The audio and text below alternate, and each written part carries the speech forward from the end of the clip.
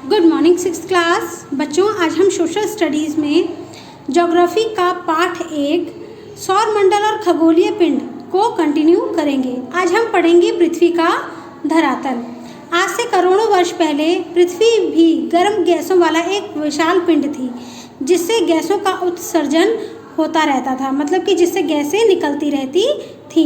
धीरे धीरे इन गैसों की मात्रा कम होने लगी एवं ये वाष्पीकृत होकर वर्षा का रूप धारण करके बरसने लगी। इस वर्षा के कारण पृथ्वी का निर्माण आरंभ हुआ। इस प्रक्रिया में पृथ्वी की सतह पर परिवर्तन आरंभ हुए, मतलब कि जो बदलाव थे वो आरंभ हुए। कुछ स्थानों पर ये परतें सिकुड़ कर ऊपर की ओर उठती चली गई, मतलब कि कई स्थान ऐसे थे जहाँ पर ये परतें जो थी सिकुड़ कर ऊपर की ओर उठती चली गईं, जिसे हम पहाड़ के नाम से जानते हैं। एवं कहीं कहीं विशाल गड्ढे बन गए, जिसे हम समुद्र या महासागर के नाम से जानते हैं। सूर्य के संपर्क द्वारा उत्पन्न जलवायु परिवर्तन के कारण, मतलब कि बदलाव के कारण अनवरत वर्षा होने लगी एवं इन गड्ढों में जल भरने लगा, पानी भरने लगा। आज इन गड्ढों को समुद्र एवं महासागर के रूप में हम देख पाते हैं, जैसे कि मैंने अभी आपको बताया। सिकुड़ कर ऊपर की ओर उठी पृथ्वी की सतह पहाड़ का रूप धारण करके हमारे समक्ष खड़ी है। समक्ष मीन्स सामने। अब देखिए बच्चों, उपग्रह। सौर मंडल में अनेक ग्रहों के उपग्रह होते हैं। छोटे बड़े उपग्रहों की संख्या वर्तमान में, मतलब कि प्रेजेंट में 54 है, 54 है। सौर मंडल में सर्वाधिक 16 उपग्रह बृहस्पति के हैं, मतलब कि सबसे ज़्यादा उपग्रह 16 उपग्रह जुपिटर के हैं। बृहस्पति क्या होता है? जुपिटर। पृथ्वी का एकमात्र उपग्रह कौन सा है? चंद्रमा। जबकि बुध और शुक्र का कोई भी उपग्रह नहीं है। इन उपग्रहों का अपना प्रकाश नहीं होता, ये केवल सूर्य की रोशनी के कारण ही चमकते हुए प्रतीत होते हैं, मतलब कि चमकते हुए नजर आते हैं। सभी ग्रह सूर्य की परिक्रमा करते हैं, मतलब कि सूर्य के चक्कर लगाते हैं एवं उपग्रह इन ग्रहों की परिक्रमा करते हैं। जैसे कि आप यहाँ पे देख रहे हैं, जैसे बीच में सूर्य है और यहाँ पर ये जो ग्रह हैं सूर्य की परिक्रमा कर रहे हैं, और ये जो ग्रह हैं इनकी परिक्रमा कौन करते हैं? उपग्रह। अतः ये सभी उपग्रह भी सूर्य की परिक्रमा अवश्य करते हैं। जब सूर्य की परिक्रमा ग्रह करते हैं और ग्रह की परिक्रमा उपग्रह करते हैं, तो साथ साथ उपग्रह भी तो सूर्य की परिक्रमा करते हैं, मतलब कि सूर्य के चक्कर लगाते हैं। नेक्स्ट देखिए, चंद्रमा पृथ्वी की परिक्रमा करता है। जो चंद्रमा होता है वो किसकी परिक्रमा करता है? पृथ्वी की। प्रत्येक रात्रि चंद्रमा के आकार में परिवर्तन देखने को मिलता है। हर रात को चंद्रमा के आकार में बदलाव देखने को मिलता है। ऐसा चंद्रमा के पृथ्वी एवं सूर्य के मध्य गति के कारण होता है। किस लिए होता है ये? चंद्रमा के पृथ्वी एवं सूर्य के मध्य गति के कारण होता है। चंद्रमा पृथ्वी का पूरा चक्कर 1 माह में लगा लेता है, मतलब कि 1 महीने में लगा लेता है। माह के प्रथम 15 दिनों तक, मतलब कि महीने के पहले 15 दिनों तक इसका आकार घटता रहता है, मतलब कि कम होता रहता है। जैसे कि आप यहाँ पे देख रहे हैं, जैसे ये बिल्कुल कम है, यहाँ पर बिल्कुल नहीं है। आगे देखिए, एवं अमावस्या वाले दिन यह एकदम लुप्त हो जाता है। देखो, महीने के 15 दिन क्या होता है, इसका आकार जो है घटता रहता है। महीने के 15 दिन जैसे ये पूरा होता है, फिर उससे कम होता है, उससे कम होता है, उससे कम होता है। इसी तरह 15 दिन बाद क्या आती है? अमावस आती है। अमावस को क्या होता है? पूरा चांद जो है बिल्कुल नज़र नहीं आता, बिल्कुल लुप्त हो जाता है। अमावस के बाद प्रतिदिन इसका आकार जो होता है वो बढ़ने लगता है। अमावस के बाद क्या आती है? पूर्णिमा आती है। जब पूर्णिमा आती है तो अमावस के बाद जो अमावस के 15 दिन होते हैं, इसमें चंद्रमा का आकार बढ़ता रहता है। धीरे धीरे पहले सबसे छोटा दिखाई देगा, फिर उससे बड़ा, फिर उससे बड़ा, फिर सबसे बड़ा। ठीक है, तो जब पूर्णिमा होती है तो हमें पूरा चांद नज़र आता है। ठीक है, अमावस्या के बाद प्रतिदिन इसका आकार बढ़ने लगता है और पूर्णिमा पर पूरा चांद दिखने लगता है। ठीक है, जैसे कि अमावस्या के 15 दिन बाद ये थोड़ा सा दिखा, फिर उससे ज़्यादा, फिर उससे ज़्यादा, इसी तरह ये बढ़ते बढ़ते पूर्णिमा वाले दिन हमें फुल मून नज़र आता है, पूरा चंद्रमा नज़र आता है। ठीक है, नेक्स्ट हम करेंगे बच्चों, नेक्स्ट जो करेंगे बच्चों हम वो करेंगे चंद्र अभियान। वैज्ञानिकों द्वारा अंतरिक्ष में सर्वप्रथम सबसे पहले चंद्रमा पर ही खोजी अभियान चलाया गया था। सबसे पहले किस पर चलाया गया था? चंद्रमा पर ही खोजी अभियान चलाया गया था।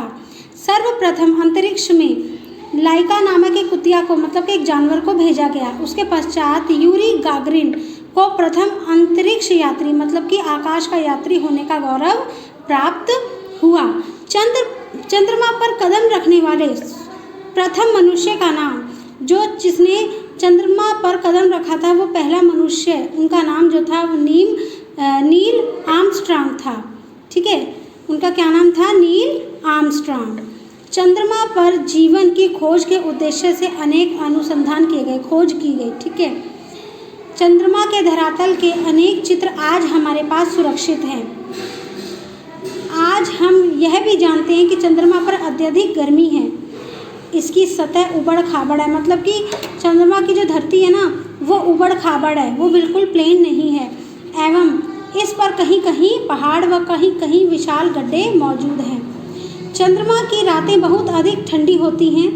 ठीक है, चंद्रमा की जो रातें होती हैं, चंद्रमा पर जो रातें होती हैं वो बहुत ठंड में होती हैं, वहाँ पर बहुत ठंड होती है, और दिन में अत्यधिक, मतलब कि बहुत ज़्यादा गर्मी होती है, एवं रात्रि में अत्यधिक ठंड के लिए अनुकूल नहीं है। जो देखो बेटा, दिन में अत्यधिक गर्मी एवं रात में अत्यधिक ठंड जो है जीवन के लिए अनुकूल नहीं है। ज़्यादा गर्मी होगी तभी भी हम बीमार पड़ सकते हैं, और ज़्यादा ठंड होगी तभी भी हम बीमार पड़ सकते हैं। नेक्स्ट देखिए, उल्काएं एवं धूमकेतु। ये अनेक उपग्रहों अथवा तारों के टूटे हुए विशाल पुंज होते हैं। विशाल पुंज मीन्स बड़े बड़े पिंड कह सकते हैं या ढेर कह सकते हैं, जो आकाश में घूमते रहते हैं। ये सभी सौर मंडल का विचरण करते हैं, मतलब कि सौर मंडल में घूमते रहते हैं।